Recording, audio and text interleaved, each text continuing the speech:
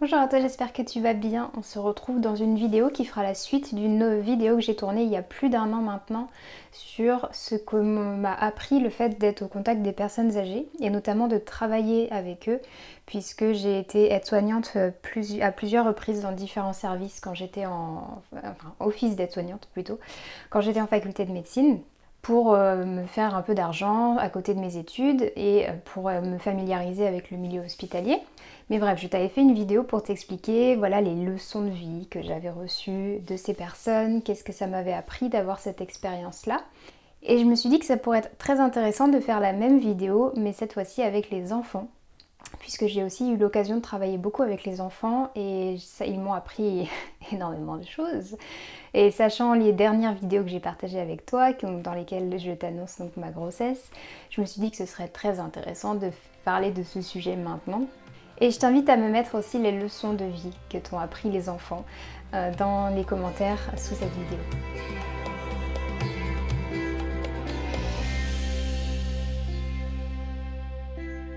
Et ce qui est fou, c'est que j'ai écrit cette vidéo il y a donc plus d'un an, puisque j'avais écrit les deux vidéos à la suite quand je les avais préparées dans ma tête, puisque je m'étais dit je vais faire une sur les personnes âgées et j'en ferai une sur les enfants plus tard.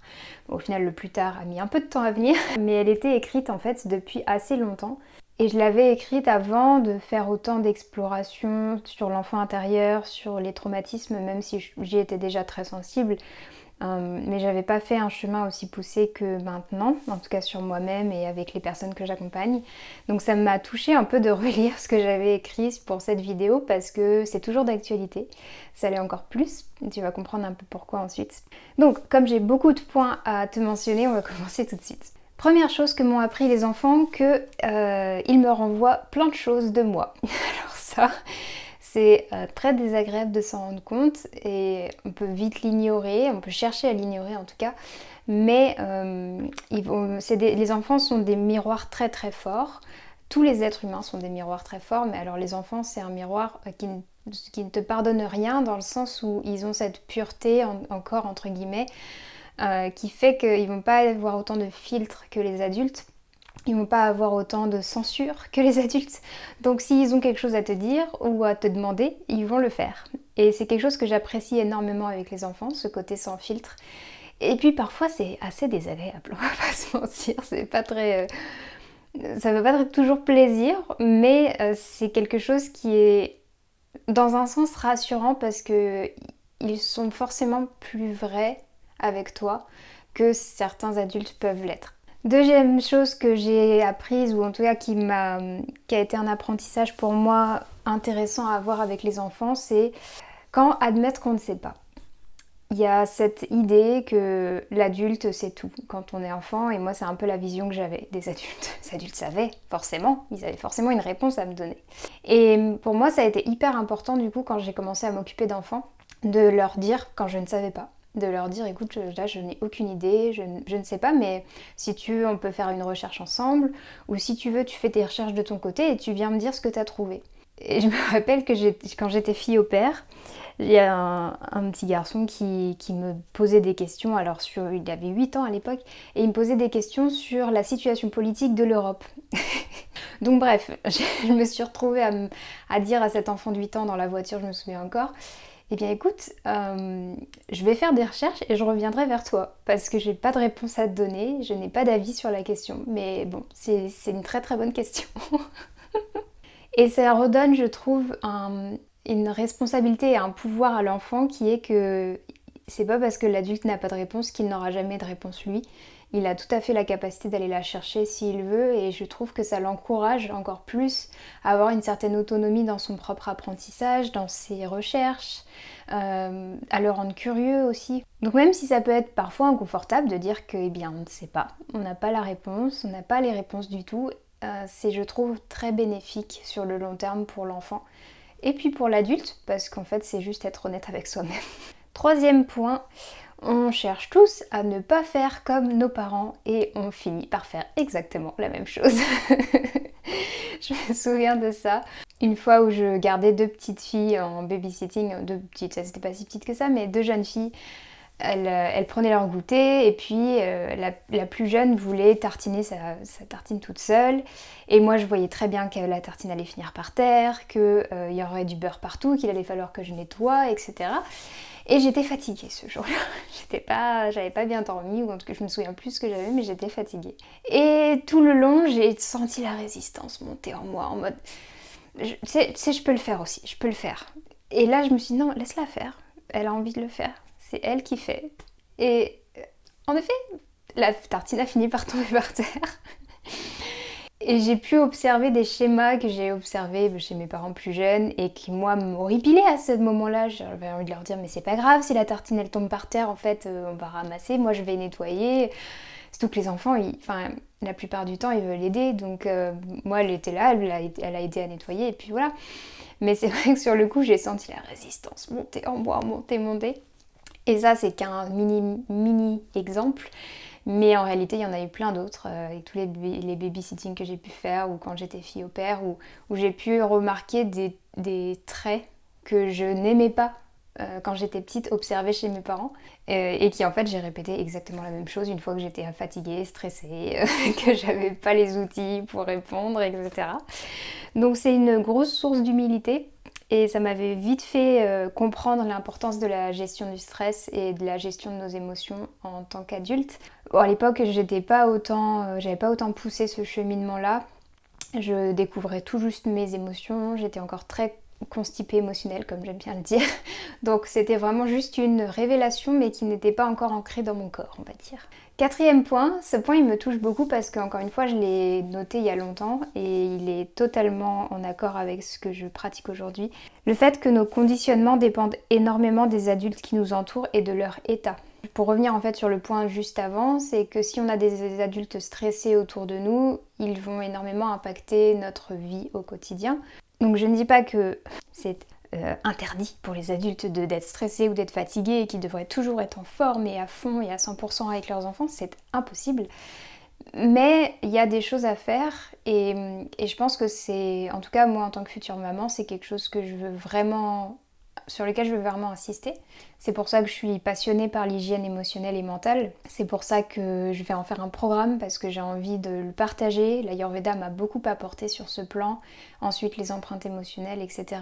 Et je sais que il y a plein de choses à faire en fait au quotidien pour prendre soin de ce stress, pour prendre soin de ces émotions. Ce qui fait qu'on a moins besoin de le déverser sur les enfants qui sont autour. Parce que c'est forcément plus facile de le faire avec des enfants parce qu'ils sont dans une position peut-être avec une autorité inexistante à leur âge et ça peut vite déborder facilement. Et quand j'ai été fille au père, j'ai eu l'occasion de voir les parents qui étaient des personnes adorables, des personnes littéralement, je suis toujours amie avec eux, j'ai toujours des interactions avec eux.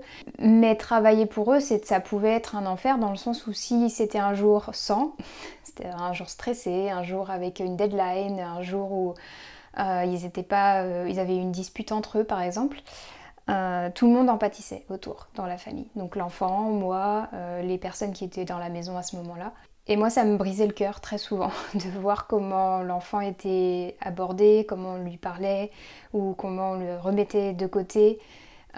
Parce que l'adulte était à ce moment-là tellement démuni avec ses propres émotions qu'il n'avait pas du tout la capacité de se connecter à l'enfant d'une manière consciente. Donc je me suis vite rendu compte en m'occupant d'enfants que mon état, l'état de l'adulte entre guillemets qui s'occupe de l'enfant, ce que je vis va énormément l'impacter et ça m'a redonné une forme de responsabilisation de moi-même quand j'étais au contact d'eux. Cinquième point, on va passer à un point beaucoup plus léger entre guillemets, quoique. Réfléchis au plus tôt à comment tu vas expliquer le fait de faire des enfants à tes enfants ou aux enfants avec qui tu es.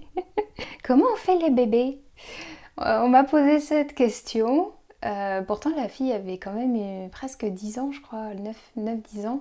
Ça a été très compliqué. Pourtant j'ai étudié comment on fait les bébés à la fac de médecine. J'ai une idée de comment ça marche, mais sur le coup, à lui expliquer, ça a été ça a été un sketch, hein, clairement, on aurait pu le filmer, ça aurait été drôle, puisque je me suis retrouvée à parler de cellules, mais ne comprenant pas le mot cellule, je lui ai parlé d'œuf, je lui ai parlé d'une toute petite quelque chose de tout petit qui est dans la maman et qui est dans le papa, et quand les deux se rejoignent, ça a créé, fait un tout petit bébé qui devient de plus en plus gros, etc. Et la question fatidique, mais comment l'œuf de papa et l'œuf de maman, ils se rencontrent Alors, eh bien quand le papa et la maman, ils s'aiment beaucoup, ils font des câlins, et c'est des câlins un peu particuliers, et au final, ça finit... J'ai essayé de sortir quelque chose de très maladroit. Ça a fini par créer un bébé, en gros. Et j'ai vu ses yeux s'ouvrir en désespoir, en désarroi, en mode... Et je lui dis, qu'est-ce qu'il y a? Qu'est-ce qu'il y a? Et elle me dit, mais parfois je fais des câlins, mon papa. Et là j'ai fait, oh. Moment de gêne total où je me suis dit, j'ai pas dit les bonnes choses, je n'ai pas utilisé les bons mots, c'est pas grave, j'ai essayé. Bon, voilà, c'est comme ça. Donc j'ai rattrapé le coup, bien sûr, hein. Je lui ai expliqué que c'était pas la même chose du tout, qu'elle ne pouvait pas faire de bébé avec son papa. Enfin bref, c'était délicat comme conversation. Donc après ça, je me suis dit, il va falloir que tu te prépares pour avoir ce type de conversation, et comment tu veux l'amener si l'enfant demande, clairement. 6e point, c'est aussi un point qui me touche beaucoup, puisque j'y crois d'autant plus maintenant que je suis enceinte et que j'ai accompagné des mamans et des femmes enceintes en Ayurveda. C'est le fait que depuis que je m'occupe d'enfants, je ressens bien le fait que je ne veux pas m'occuper de mon propre enfant seule. Je ne veux pas être une maman isolée. Alors quand je dis isolée, c'est pas forcément célibataire, c'est carrément une famille isolée. Je ne veux pas que tout repose sur mon conjoint et moi pour éduquer notre enfant, parce que je pense que c'est pas un système qui fonctionne sur le long terme. Je pense qu'un enfant a besoin d'une communauté. C'est une valeur qui grandit énormément en moi, où je suis en train de réfléchir à des moyens de créer cette communauté, puisque c'est pas, selon moi, un travail qu'on est censé faire seul, à deux. Il y a un noyau qui est hyper important, qui sont les parents, selon moi, mais les parents tout seuls ne peuvent pas tout faire. Ils ne peuvent pas tout gérer, ils ne peuvent pas tout apporter à l'enfant. Personnellement, j'ai envie que mon enfant, il sache faire plein de trucs que moi je sais pas faire, qu'il m'apprenne plein de choses. Et si je le garde toujours dans ma cellule familiale et dans mon petit cocon, au final, il va pas forcément apprendre toutes ces choses et tous ces points de vue différents aussi. Avoir toutes ces visions sur la vie différentes.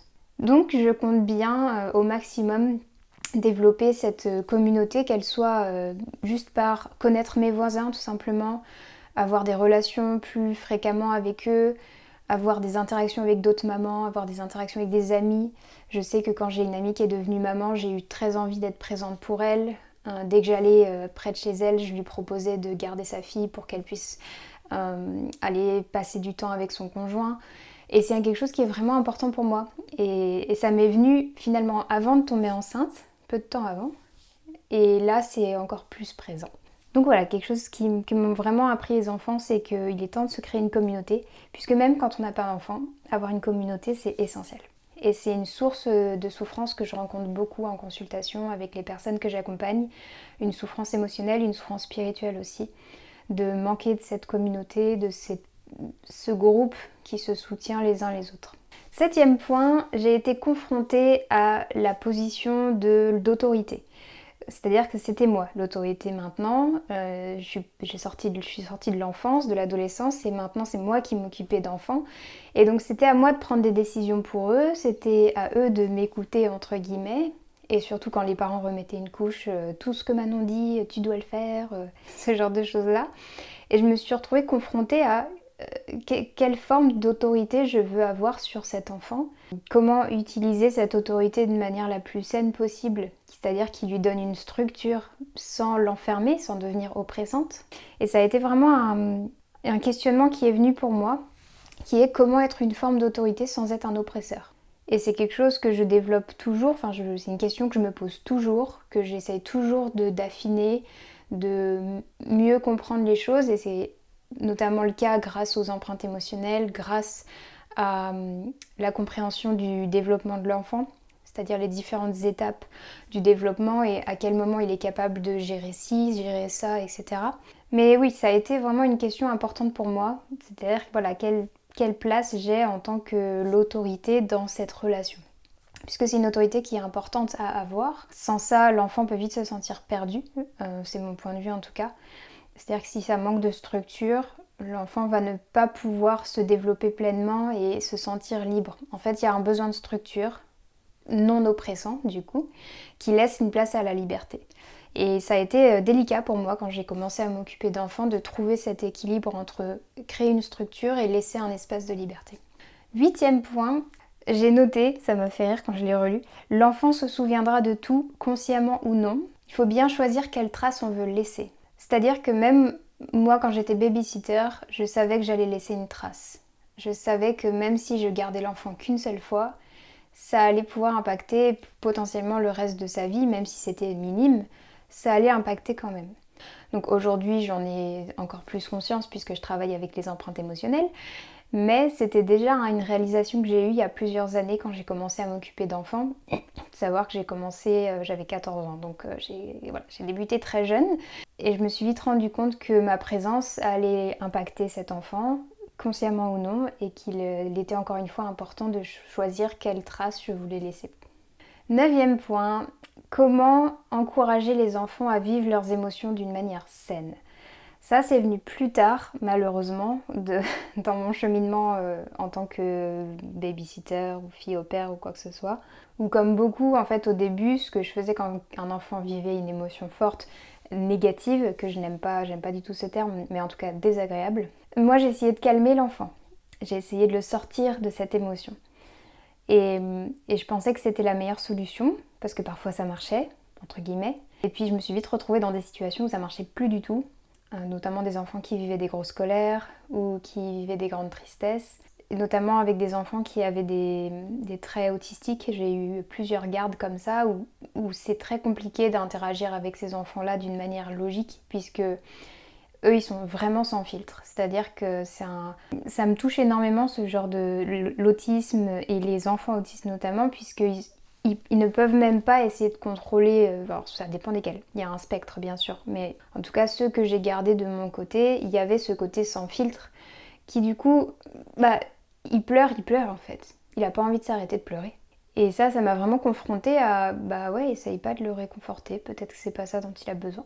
Et vers la fin des gardes que je pouvais faire, j'ai développé aussi le fait de, plutôt que d'essayer de calmer l'enfant en l'envoyant dans sa chambre quand il était en colère par exemple, ce que je faisais c'est que, je me souviens encore avec cette petite fille, je l'ai pris par la main et je lui ai dit écoute viens on va dehors, je vois bien que t'es en colère et t'as raison d'être en colère, on va aller l'exprimer dehors. Et donc on est allé crier dehors toutes les deux. Au début, elle m'a regardé avec des yeux, mais qu'est-ce qu'elle fait? Donc j'ai crié devant elle pour lui montrer, pas sur elle bien sûr, j'ai crié devant elle pour lui montrer et je lui ai dit tu peux faire la même chose si tu veux. Et elle s'est prise au jeu et littéralement en même pas une minute en fait, ça s'est calmé, ça s'est totalement apaisé et on était toutes les deux en fou rire en fait, à profiter de ce moment. C'était très drôle et ensuite on est rentré dans la maison et elle a pu rejouer avec sa sœur de manière beaucoup plus fluide et plus calme, sans avoir eu à aller dans sa chambre pendant 10 minutes pour se calmer, juste en exprimant cette colère de manière totale et sans être brimée en fait dans cette émotion-là. Donc j'ai beaucoup appris sur les émotions au contact des enfants, ce sont des grands maîtres sur ce plan, puisque les enfants sont tout en émotion. Ils ne savent pas raisonner leurs émotions jusqu'à à peu près 7-8 ans. Donc ils sont vraiment imbibés de ces émotions pendant leur enfance. Et être à leur contact, ça m'a beaucoup appris sur ce plan-là. Et enfin, 10e conseil, être l'exemple est bien plus efficace que tous les sermons du monde. Je pense qu'on a tous entendu dire que la meilleure manière d'enseigner à quelqu'un, c'est par l'exemple. Il n'y a rien de plus vrai avec les enfants. Il y a eu un moment où il a fallu que je sois moi intègre avec moi-même. Si je demandais à l'enfant de ne pas passer son temps sur un écran, je ne pouvais pas en faire de même. Je pouvais le justifier comme je voulais, non mais c'est pour le travail, c'est pour ci, c'est pour ça. Il y a un moment, si je veux que cet enfant il ait un rapport sain aux écrans, il faut que moi aussi j'ai un rapport sain devant lui, en tout cas aux écrans. C'est qu'un exemple, mais c'est vraiment ce dont je me suis rendu compte, notamment en observant les parents avec les enfants, puisque quand j'ai été fille au père, j'ai vécu avec la famille, donc je pouvais vraiment voir comment ils interagissaient, comment ils faisaient les choses. Et il y avait beaucoup le « fais ce que je dis et pas ce que je fais ». Sauf que les enfants, le « fais ce que je dis et pas ce que je fais », Ça marche pas, hein, clairement pas. Ils vont faire tout ce que vous faites. Et que ce soit conscient ou pas, et qu'ils le cherchent ou pas, c'est même pas fait exprès de leur part, c'est que ils vous voient faire, ils nous voient faire, et ils veulent faire la même chose, parce qu'ils connaissent rien d'autre. Si on est leur principale référence, surtout en tant que parent, moi en tant que fille au père ou en tant que babysitter, je venais en supplément, mais en tant que parent, voilà, on est la référence de ces enfants, la principale en tout cas. Donc forcément, ils vont prendre les exemples, tous les exemples qu'ils voient au quotidien pour se former, pour se forger, pour créer leur propre programme intérieur, pour créer leur propre identité. Et le fait ce que je dis, fais ce que je dis, pas ce que je fais, c'est totalement en désaccord avec ça. C'est une dichotomie totale qu'il voit. Il voit de l'hypocrisie en permanence, donc il va pas comprendre, clairement. Donc ça a été un enseignement assez qui m'a ramené à beaucoup d'humilité de mon côté pour vraiment incarner ce que je voulais transmettre aux enfants que je gardais au quotidien.